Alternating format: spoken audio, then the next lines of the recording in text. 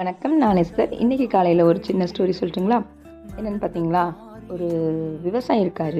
அவருடைய விவசாய நிலத்தில் வந்து எந்த விதமான தானியங்கள் போட்டாலும் ரொம்ப ஹெல்த்தியாக நல்ல பலன் கொடுக்குற மாதிரியே வருது.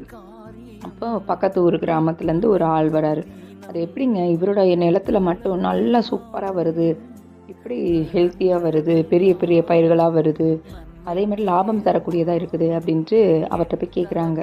அப்போ அவர் சொல்கிறாரு, என்னுடைய தானிய, அதாவது விதை தானியங்கள்னு சொல்லுவாங்க பார்த்தீங்களா, அது எல்லாமே நான் பக்கத்தில் உள்ள வயல்களுக்கெல்லாம் வந்து நான் இலவசமாக கொடுப்பேன், காசு வாங்காமல். காரணம் என்னென்னா, அங்கே வளரும்போது, அந்த விதைகள் வளரும்போது அங்கே வந்து சாப்பிட்ற குருவிகள், வண்டுகள், இந்த மாதிரி அங்கே அந்த செடிகளில், அந்த வயலில் உட்காந்த செடிகள், பூச்சிகள் எல்லாமே என்னோட வயல்லே வந்து உட்காரும்.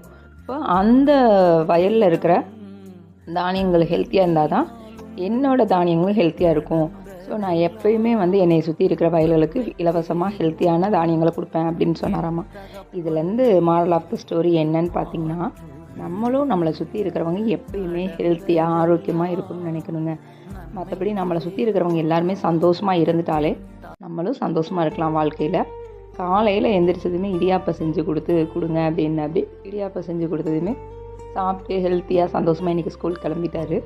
ஆக்சுவலி இடியாப்பம் குழந்தைங்களுக்கு ரொம்ப நல்லதுங்க. தேங்காய் பால் கண்டிப்பாக எல்லோரும் செஞ்சு பாருங்கள், ட்ரை பண்ணுங்கள். தேங்க்யூ.